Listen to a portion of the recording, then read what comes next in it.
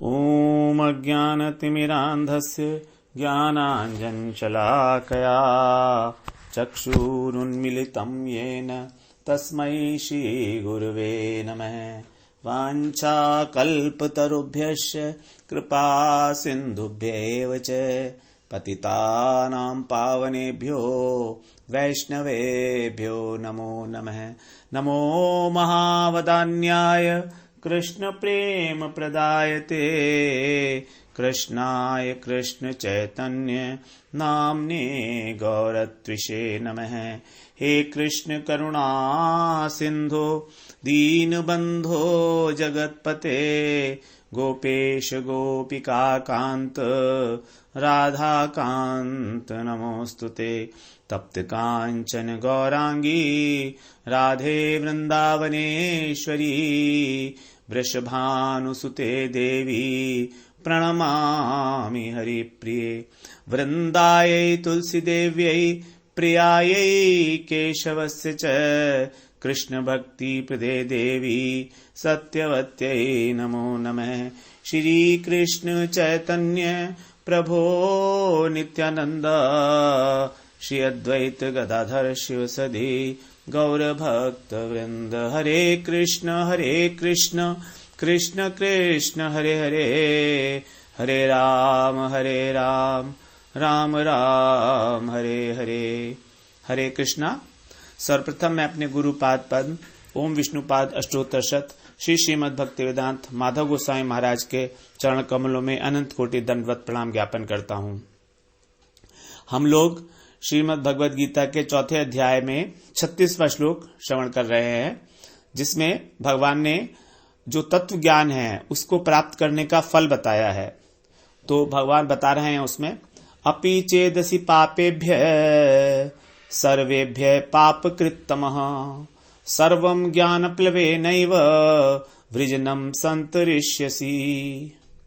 अपि चेतसि पापेभ्य, चेत माने यदि तू सर्वेभ्य माने सारे पापियों से भी अधिक पाप करने वाला है, अतिशय पापी, पाप कृतमः कहा है ना यहाँ पर, तो अतिशय पापी है तो भी क्या होगा, सर्वम ज्ञान प्लवे नहीं वह ज्ञान जो है ये ज्ञान रूपी नौका, इससे क्या होगा, सर्वम सारे के सारे, वृजनम का मतलब है सारे के सारे पाप, जो पाप समुद्र है ये पूरा इससे संतरिष्यसि अच्छी तरह से पार हो जाएगा। तो यहां पर भगवान ने ज्ञान की महिमा बताई है कि ज्ञान का क्या फल है। अब हम लोग ये ज्ञान जो है इस श्लोक से बड़ी गलत धारणाएं हैं इस श्लोक के बारे में, क्योंकि मायावादी लोग इस ज्ञान को निर्विशेष ब्रह्म ज्ञान मानते हैं।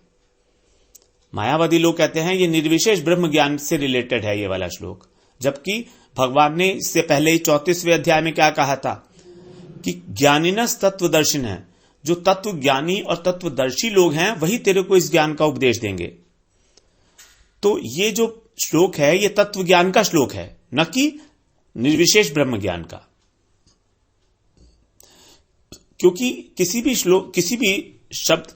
श्लोक को जब हम उसका अध्ययन करेंगे तो उसका जो प्रसंग चल रहा है उसका प्रसंगवश ही अध्ययन करना होगा। अब यहां पर जो प्रसंग चल रहा है वो तत्व ज्ञान का चल रहा है, तभी भगवान ने कहा था तत्वज्ञानी और तत्वदर्शी महापुरुष के सामने जाकर और उनसे उपदेश ग्रहण करना है। तो तत्वज्ञानी जो लोग हैं और तत्वदर्शी हैं वो ब्रह्म ज्ञान का उपदेश नहीं देंगे, ब्रह्मज्ञानी ब्रह्म ज्ञान का उपदेश देगा। तो इस प्रकार से हमको अन्य श्लोकों से उसका रेफरेंस लेके ही अगर हम उसको अध्ययन करेंगे तभी हम यथार्थ रूप से भगवान के जो कहने का भाव है उसको समझ पाएंगे। और इस श्लोक का इस संबंध जो है अगले श्लोक से भी है, तो जिससे बिल्कुल स्पष्ट हो जाएगा कि यहां पर ये जो ज्ञान की बात कह रहे हैं भगवान वो तत्व ज्ञान ही है, और ये तत्व ज्ञान भक्ति में सहायक बताया गया है। तत्व ज्ञान भक्ति में सहायक है, भक्ति का अंग नहीं है। भक्ति योग में सहायक है। सहायक का मतलब क्या है, सहायक का मतलब है ये तत्व ज्ञान बैसाखी का काम करता है। बैसाखी जो है, अगर कोई व्यक्ति बैसाखी किसी को दी है तो बैसाखी उसको आगे नहीं बढ़ाती है बल्कि उसको गिरने से बचाती है।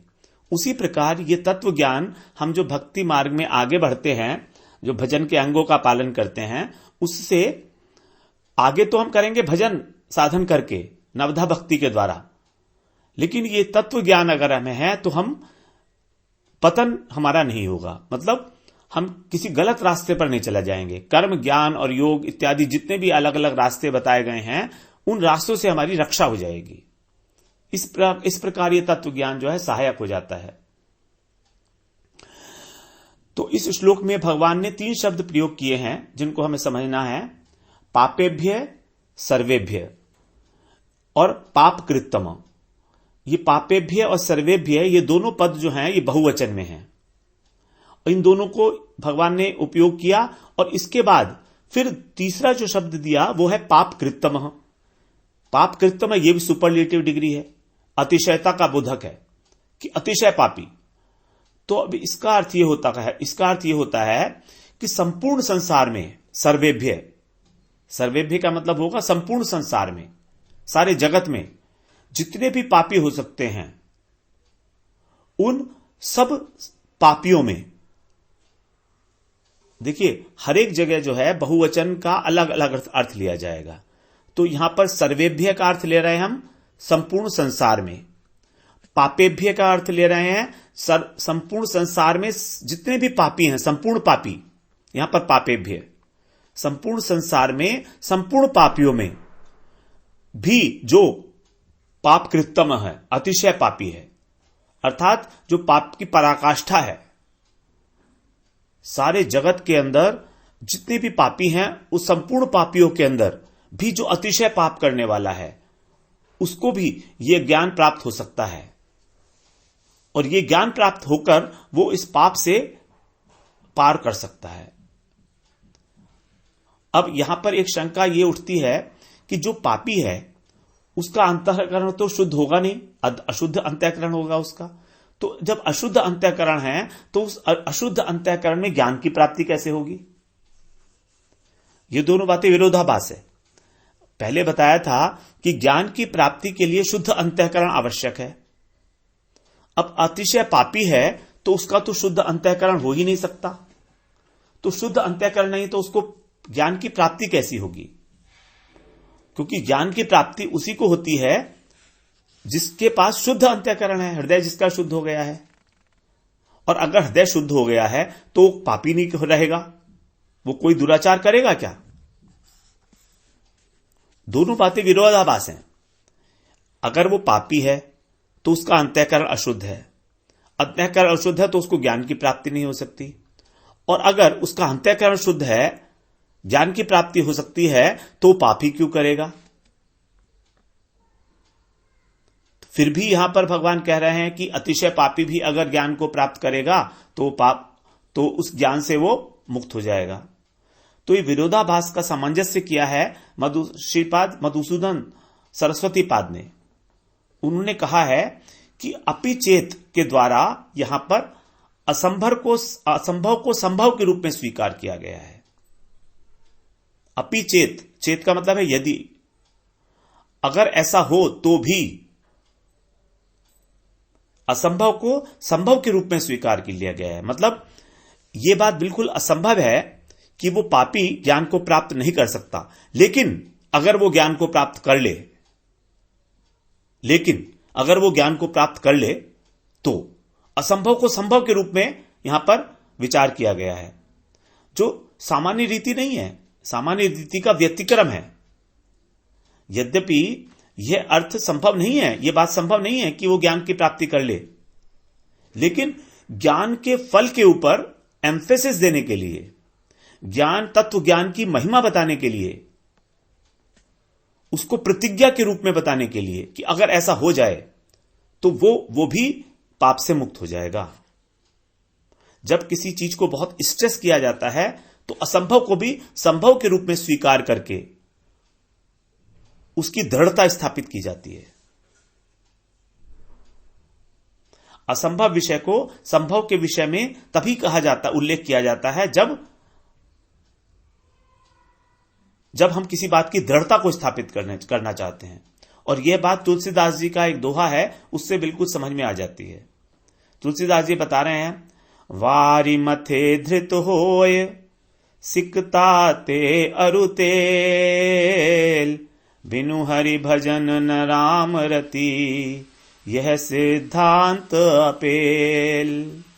वारी मथे धृत हुए, अगर जल को मथा जाएगा तो उसमें से घी निकल आएगा। निकल सकता है क्या? नहीं निकल सकता। लेकिन यहां पर तुलसीदास जी असंभव को भी संभव बता रहे हैं। वारी मथे धृत होए, सिकता ते अरुतेल। सिकता मतलब बालू, रेत। रेत से बालू निकल आएगी। अगर रेत को हम करेंगे, मशीन में डालेंगे, तो उससे तेल निकल आएगा। रेत से भी बता रहे हैं वो तेल निकल आएगा। ये हो सकता है, ये असंभव है लेकिन संभव हो सकता है। बिनु हरि भजन न राम रति, लेकिन राम के चरणों में प्रेम होना बिना हरि भजन किए, यह सिद्धांत अपेल। यह सिद्धांत बिल्कुल निश्चित सिद्धांत है ये, कि बिना हरि भजन के राम के चरणों में प्रीति नहीं हो सकती। तो यहां पर हरि भजन की दृढ़ता को स्थापित करने के लिए, उस पर एम्फेसिस डालने के लिए यह बात कही गई है। इसी श्लोक के अंदर भगवान ने इसीलिए ऐसा कहा है कि अपि चेतसि पापेभ्य सर्वेभ्य पाप कृतम। चाहे कितना ही दुराचारी हो, वो भी इस ज्ञान रूपी नौका से पार कर देगा पाप समुद्र को। तो असंभव को भी संभव के रूप में स्वीकार करके ज्ञान की महिमा का प्रतिपादन किया गया है। तत्व ज्ञान की, यहां बिल्कुल स्पष्ट रखें अपने मन में हम लोग, तत्व ज्ञान की महिमा का गान किया गया है, न कि ब्रह्म ज्ञान की, निर्विशेष ब्रह्म ज्ञान की। इस संदर्भ में ये वाला जो श्लोक है ये बहुत इंपॉर्टेंट हो जाता है समझने के लिए। अब हम लोग अगला श्लोक श्रवण करते हैं। उसमें भी भगवान ने ज्ञान की महिमा के बारे में बताया है। 37वां श्लोक, 37वां श्लोक। यथा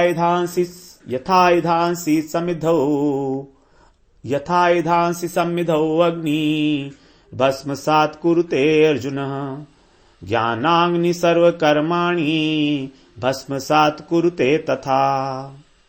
यथा इधांसि समिधौ अग्नि भस्मसात् कुरुते अर्जुन, ज्ञानाग्नि सर्वकर्माणि भस्मसात् कुरुते तथा। यथा ईधांसी, ईधांसी का मतलब होता है ईंधन। हे अर्जुन, जिस प्रकार समिद्ध अग्नि का प्रज्वलित अग्नि, जो जलती हुई अग्नि है, जिस प्रकार जो जलती हुई अग्नि है वो उसमें अगर ईधांसी मतलब ईंधन को भस्म कर देती है। यथा ईधांसी समिधो अग्नि भस्म कर देती है, कुरुते अर्जुन कर देती है, उसी प्रकार तथा माने उसी प्रकार ज्ञानाग्नि मतलब ज्ञान रूपी अग्नि सर्वकर्माणि सारे कर्मों को भस्म कर देती है। और यही बात भगवान ने इससे पहले भी बताई थी। सर्वम कर्माखिलम पार्थ ज्ञाने परिसमाप्यते। चौथे अध्याय में ही भगवान ने पहले भी बात बताई थी, हम लोगों ने श्रवण किया था कर्मयोग के बाद में, जब हम कह रहे थे कि उसके बाद से भी भगवान ने उसकी चर्चा शुरू कर दी थी यज्ञ की, यज्ञ कितने प्रकार के होते हैं। तो यहां पर बताया था 23वें श्लोक में, यज्ञाया आचरतः कर्म समग्रम प्रविलीयते। सारे के सारे कर्म जो हैं वो विलीन हो जाते हैं। और 33वें श्लोक में बताया था, सर्वम कर्माखिलम पार्थ ज्ञाने परिसमाप्यते। ज्ञान के अंदर सारे कर्म समाप्त हो जाते हैं, अर्थात ज्ञान रूपी जो अग्नि है वो सब कर्मों को दग्ध कर देती है। तो इस श्लोक में वे जो सामान्यतः जो ज्ञानी लोग माने जाते हैं, जब ज्ञानी का सामान्य अर्थ हम लोग लेते हैं ब्रह्म ज्ञानी, जो निर्विशेष ब्रह्म के उपासक हैं, तो वो लोग फंस जाते हैं इस श्लोक में भी, क्योंकि उनके अनुसार यहां पर भगवान ने बहुत क्लियर कर दिया है, वो लोग इस श्लोक में फंस जाते हैं। अगर 36वें श्लोक में वो उस ज्ञान को ब्रह्म ज्ञान बोलते हैं, तो यहां पर इस ज्ञान को क्या कहेंगे? यहां पर आके वो फंस जाएंगे, क्योंकि यहां बड़ा स्पष्ट हो गया है। क्योंकि इसके अनुसार क्या है, ज्ञान के द्वारा प्रारब्ध कर्मों का नाश नहीं होता, ये हम जानते हैं, और वो ज्ञानी निर्विशेष ब्रह्म ज्ञानी भी जानते हैं। उनके अनुसार कभी भी ज्ञान के द्वारा प्रारब्ध कर्मों का नाश नहीं होता है। वेदांत में भी इस बात की पुष्टि की गई है कि ज्ञान के द्वारा केवल नित्य नैमित्तिक संचित कर्म और काम्य कर्मों का नाश हो जाता है, लेकिन प्रारब्ध कर्म तो ज्ञानी को भी भोगने ही पड़ते हैं। परंतु इस श्लोक में भगवान कह रहे हैं सर्वकर्माणि, तो सर्वकर्माणि में यहां पर संचित और प्रारब्ध दोनों कर्म आएंगे। हम लोगों ने श्रवण किया था ना पहले कि कर्म होते हैं संचित कर्म, प्रारब्ध कर्म और क्रियमाण कर्म। क्रियमाण कर्म वो है जो हम अभी कर रहे हैं, संचित कर्म जो हमारे बैकलॉग में पड़े हुए हैं स्टोर में, और प्रारब्ध कर्म उन संचित कर्मों में से जो कर्म अपना फल देने के लिए प्रस्तुत हो चुके हैं। तो इस प्रकार से यहां पर भगवान कह रहे हैं सर्वकर्माणि। सर्वकर्माणि का अर्थ लेना पड़ेगा हमको, प्रारब्ध कर्म भी जाएंगे और संचित कर्म भी नष्ट हो जाएंगे। तो यहां पर ज्ञानी लोग फंस जाएंगे, क्योंकि उनको पता है कि ज्ञान के द्वारा प्रारब्ध का नाश नहीं होता है। अब इसको कैसे सामंजस्य करेंगे वो लोग? क्योंकि अगर हम पहले वाले श्लोक का जो ज्ञान है उसको निर्विशेष ब्रह्म ज्ञान ले लेंगे तो यहां पर दोष आ जाएगा फिर, क्योंकि निर्विशेष ब्रह्म ज्ञान लेना पड़ेगा इस ज्ञानाग्नि को भी, और उससे जो है प्रारब्ध कर्म नाश नहीं होते। तो इसका मतलब यही हुआ कि भगवान ने 36वें और इस श्लोक में भी 37वें श्लोक में भी जो ज्ञान की बात की है वो ब्रह्म ज्ञान नहीं है, बल्कि ये शरणागति वाला ज्ञान है, भक्ति योग का ज्ञान, जिसको भगवान ने पहले बताया था एक निष्ठा बुद्धि। दूसरे अध्याय के 41वें श्लोक में भगवान ने बताया कि एक निष्ठा बुद्धि होनी चाहिए, और उसी को प्राप्त करने के लिए फिर 34वें अध्याय में भगवान ने बताया कि हमको ज्ञानी के तत्वज्ञानी और तत्वदर्शी अर्थात भगवत अनुभूति संपन्न जो गुरु हैं उनके समीप जाकर इसको जानने की आज्ञा दी थी भगवान ने। तो अब ये ज्ञान प्रारब्ध का भी नाश करता है और संचित कर्मों का भी नाश करता है। कैसे करता है? श्रीमद् भागवत में बताया है, भक्ति पुनाति मन निष्ठा स्वपाकानपि संभवात। 11वें स्कंध के 14वें अध्याय के 21वें श्लोक में बताया भगवान ने, भक्ति पुनाति मन निष्ठा स्वपाकानपि संभवात। क्या कह रहे हैं वो? कि मेरी अनन्य भक्ति उन लोगों को भी पवित्र कर देती है जो जन्म से चांडाल हैं। भक्ति पुनाति माने पवित्र कर देती है। मन निष्ठा माने मुझ में निष्ठ, जिनकी मुझ में निष्ठा है, अनन्य भक्ति। स्वपाक होता है जो चांडाल है, जो कुत्ते का मांस खाते हैं उनको बोलते हैं चांडाल। ये अति निकृष्ट योनि बताई गई है। अति निकृष्ट योनि नहीं है, मतलब एक तरह की अनत्यज जाति है ये, अंत्यज। स्वपाकान अपि संभवात, उसको भी पवित्र कर देती है जो जन्म से चांडाल है। और चांडाल कुल में जन्म होना प्रारब्ध का फल है। हमारा किस जन्म में, किस वर्ण में जन्म होगा यह हमारे प्रारब्ध से डिसाइड होता है।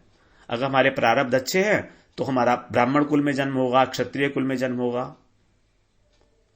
तो जन्म जो होता है वो प्रारब्ध का फल है।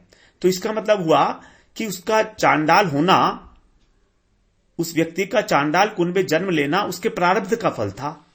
अब जब भगवान यहां कह रहे हैं कि मेरी भक्ति से उसका चांडाल पना खत्म हो गया, इसका मतलब क्या हुआ? इसका मतलब हुआ कि उसके प्रारब्ध कर्म खत्म हो गए। अब उसको जो आगे के भोगने थे भोग चांडाल के रूप में, वो उनको नहीं भोगेगा, क्योंकि अब वो भक्त बन गया है।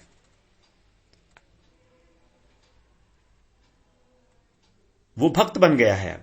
इसी प्रकार से भक्ति के द्वारा प्रारब्ध कर्मों का नाश बताया गया है। कौन सी भक्ति है ये वाली? मन निष्ठा, अर्थात केवल भगवान में निष्ठा वाली, भगवत निष्ठ भक्ति। इसी भक्ति की बात भगवान ने 18वें अध्याय के 50वें श्लोक में की है। तीसरे अध्याय के तीसरे श्लोक में भगवान ने 2 प्रकार की निष्ठा बताई थी, ज्ञान योगी की सांख्य निष्ठा और कर्म योगी की कर्म निष्ठा। लेकिन यहां ये वाली जो निष्ठा है भगवत निष्ठा, इसकी बात भगवान ने वहां तीसरे अध्याय में बताई नहीं, 18वें अध्याय में इसको बताया। निष्ठा ज्ञान से या परा, जो ज्ञान निष्ठा से भी श्रेष्ठ है, या माने जो निष्ठा ज्ञान से भी परा माने श्रेष्ठ है, जो ज्ञान की भी परा निष्ठा है, अर्थात भक्ति योग, जिसके द्वारा भगवान को भक्त तत्वतः जान पाता है। भक्त्या माम अभिजानाति यावान यश्चास्मि तत्वतः। भक्त ही मेरे को अच्छी तरह से जान पाता है तत्व से, जैसा कि मैं वास्तव में हूं। 18वें अध्याय का 55वां श्लोक। तो ये भक्ति प्रारब्ध कर्म का नाश करती है, उसे ही यहां पर बताया है, क्योंकि चांडाल को उसके जाति दोष से मुक्त कर दिया भक्ति ने। और हम लोगों को पता ही है कि मनुष्य का जो जन्म है उसकी जो जाति डिसाइड होती है वो प्रारब्ध से होती है। तो शास्त्रों में प्रारब्ध के 3 ही फल बताए हैं। शास्त्रों में प्रारब्ध के 3 फल बताए हैं, जाति, आयु और भोग। हमारे को किस जाति में जन्म होगा, हमारी कितनी आयु होगी और हमारे को कितने भोग मिलेंगे, ये प्रारब्ध का फल है।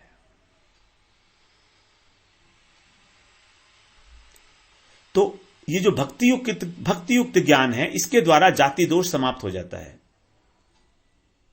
इसका अर्थ यही हुआ कि उसका प्रारब्ध कर्मों का नाश हो जाता है।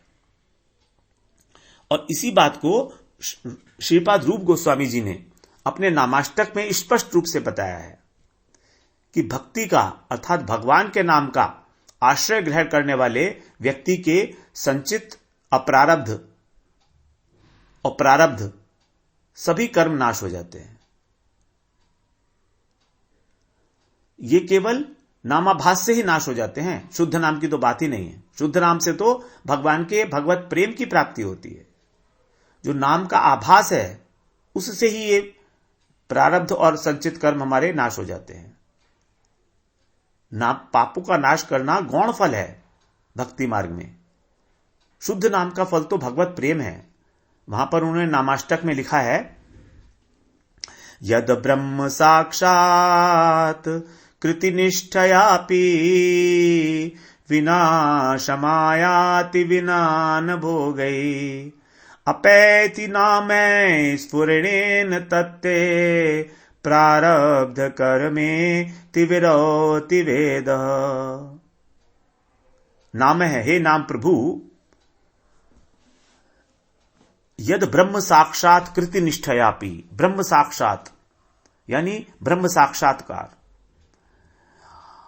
तैल धारावत ब्रह्म का चिंतन जब किया जाता है तो ब्रह्म साक्षात्कार करने पर भी विनाशम आयाति बिना न भोगई, बिना भोग किए जिस प्रारब्ध कर्म का नाश नहीं होता, अर्थात उसको भोगना ही पड़ता है, वो प्रारब्ध कर्म अपैति नाम है। अपैति माने दूर चला जाता है, दूर भाग जाता है। स्फुरेणे तत्ते, जब इस आपकी नाम का स्फुरण मात्र होता है भक्तों की जीवा पर, तत्ते प्रारब्ध कर्मेति, वो प्रारब्ध कर्म दूर भाग जाता है स्फुरण होने मात्र से। तो प्रारब्ध कर्मों का समूल नाश हो जाता है। और इसी बात को विरोति वेद है, वेद लोग उच्च स्वर से बार बार कह रहे हैं। ये वेदों और शास्त्रों का निष्कर्ष है कि जो प्रारब्ध कर्म ब्रह्म साक्षात्कार करके भी भोगना पड़ता है इसी शरीर में, वही प्रारब्ध आपका नाम जीवा के ऊपर आने मात्र से ही नाश हो जाता है, स्फुरण मात्र से।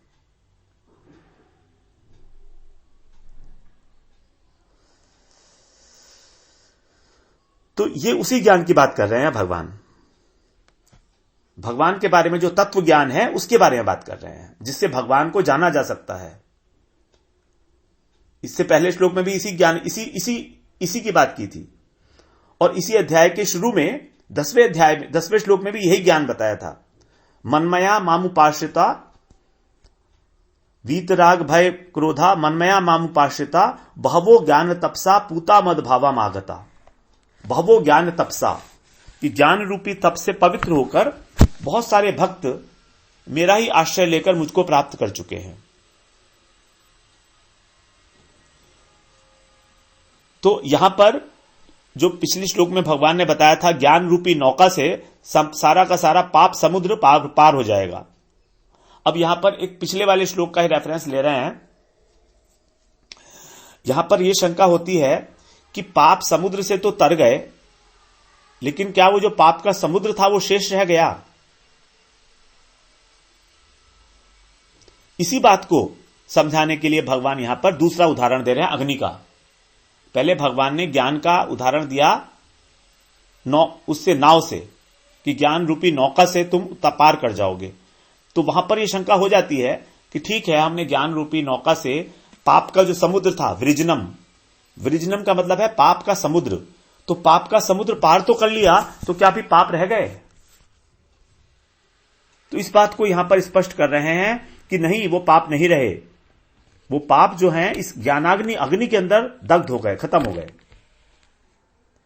जैसे अग्नि है ना, जो प्रज्वलित अग्नि होती है वो बड़े से बड़े ईंधन के ढेर को भी जलाकर भस्म कर देती है, उसी प्रकार ये जो ज्ञानाग्नि है ये पाप और पुण्य के ढेर को खत्म कर देती है। तो भगवान की ओर से दिया गया ये एक बहुत बड़ा आश्वासन है भक्तों को, बहुत बड़ा आश्वासन है ये हमारे लिए। भगवान ने ज्ञान की दो प्रकार से उपमा की। पहले भगवान ने उसकी नौका से उपमा की, और यहां पर भगवान ने अग्नि से की। क्योंकि मन में यह शंका हो सकती है कि पाप का समुद्र तो तर गया लेकिन पाप तो रह गए, तो भगवान कह रहे नहीं, पाप और पुण्य दोनों जल के भस्म हो गए। यथा इसमें बोल रहे हैं ना, ज्ञानाग्नि सर्वकर्माणि भस्मसात कुरुते, तथा सबको भस्म कर दिया। तो यही है भक्ति जनित ज्ञान, ज्ञानम विज्ञान सहितम यद ज्ञात्वा मोक्ष से शुभात। विज्ञान जो है वो यही है जो संचित और प्रारब्ध दोनों प्रकार के पापों को जला के भस्म कर देता है। संचित कर्म का आधार था ज्ञान। तो ज्ञान के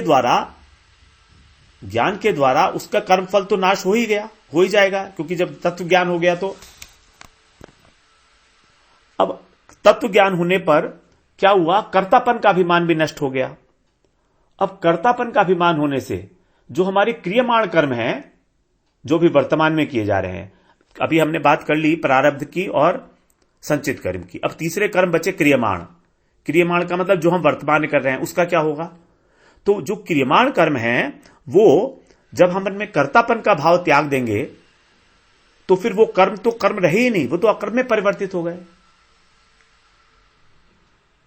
वो कर्म फलजनक नहीं रहे अब।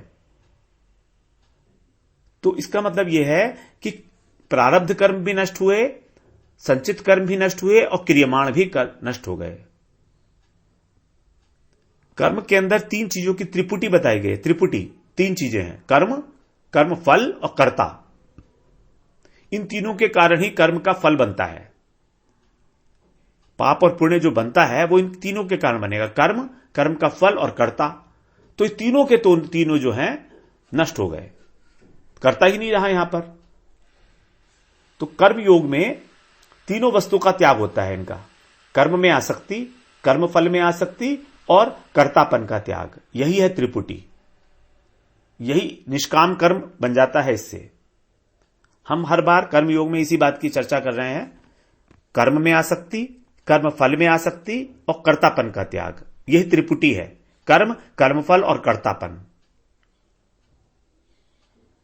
तो तत्व ज्ञान के द्वारा यह त्रिपुटी का अंत हो जाता है। तो त्रिपुटी का अंत होने पर, हमारा कर्तापन का भाव खत्म होने पर हमारे क्रियमाण कर्म भी खत्म हो जाते हैं जो वर्तमान में अभी हम कर रहे हैं। तो इसमें फिर संचित, प्रारब्ध और क्रियमाण तीनों कर्म जो है वो खत्म हो गए, नाश हो गया उनका। ठीक है, अब इसी में थोड़ा सा एक बार और आगे थोड़ी चर्चा करेंगे इसकी, फिर इसके बाद हम अगला श्लोक श्रवण करेंगे। वांछा कल्पतरुभ्यश्च कृपा सिंधुभ्यैव च पतितानां पावनेभ्यो वैष्णवेभ्यो नमो नमः।